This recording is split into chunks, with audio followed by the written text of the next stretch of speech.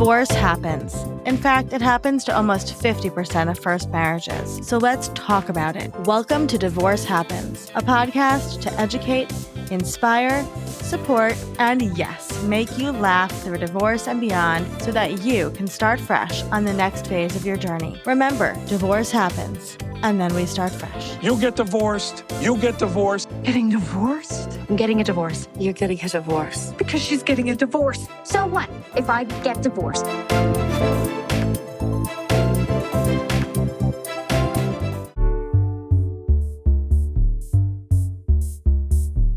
Hey, it's Olivia. Welcome back to Divorce Happens. Today I'm doing something a little different because most of the time on the show, I'm talking directly to the person going through the divorce. But today I want to talk to the people who love them. The friends, the sisters, the brothers, the coworkers, the neighbors who found out and thought, I want to show up for this person. I just have no idea how. This one is for you. And I want to start by saying the fact that you're asking this question already puts you ahead.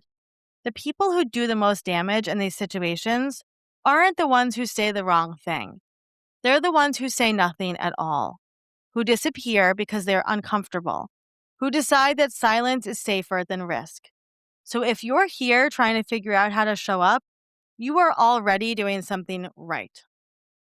Let's talk about what actually helps. The first thing I want to say is this. You do not need the perfect words. I know that feels counterintuitive because when someone we love is in pain, we want to say the thing that fixes it or at least makes it better. But divorce grief is not fixable with words. What your friend needs is not a solution. What they need is to feel less alone. And that is something you absolutely can give them without having any of the right answers. The simplest, most powerful thing you can say to a friend going through divorce is also the most underused. And here's what it is. I don't know what to say, but I'm not going anywhere. That's it. You don't have to have wisdom. You don't have to have experience. You just have to be willing to stay. For a lot of people in the middle of their divorce, the fear of being abandoned by their partner, by their social circle, by the life they built is enormous. Knowing that you are not one of those people leaving is more valuable than you know. Now, let me tell you what not to say, because I think this is just as important. Don't say, I never liked them anyway. I know it comes from loyalty and love, but your friend spent years, maybe decades, loving this person. They built a life with them. They might have children with them. Retroactively trashing their ex does not validate their pain, it just complicates it. And if there's any chance of reconciliation, or if they're already feeling shame about the relationship, it can actually make things worse. Don't say everything happens for a reason, or you're going to be so much better off. Even if both of those things are true, your friend is probably not ready to hear them. Reframing their pain as a blessing before they've had a chance to fully feel it can feel super dismissive. Like you're rushing them toward an ending they haven't earned yet.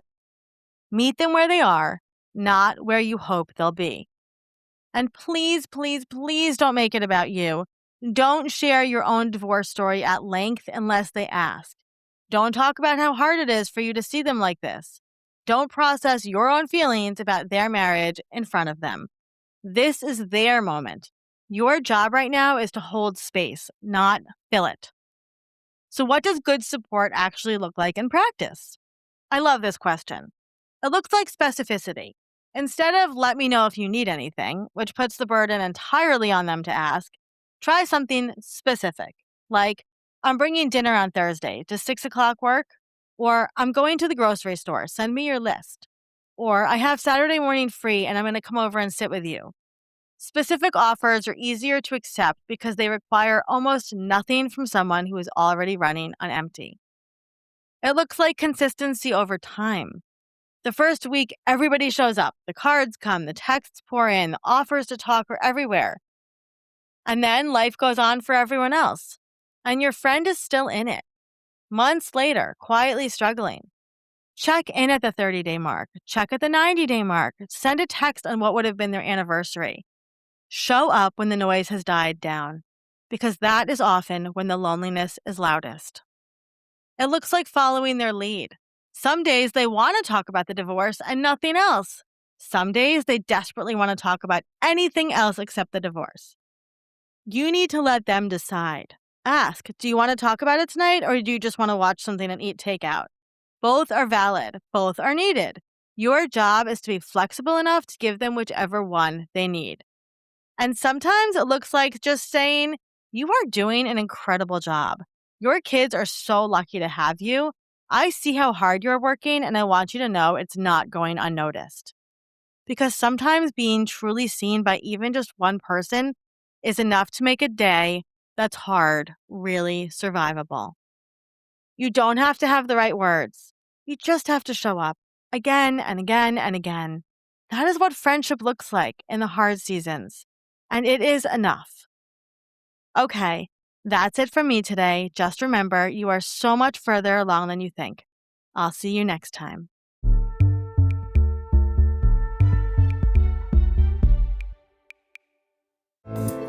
Divorce Happens is produced by Fresh Starts Registry, the only divorce registry platform for everything you need to begin again, including home items, hype team, and everything in between. Remember, divorce happens, and then we start fresh. We're here to support you before, during, and after divorce.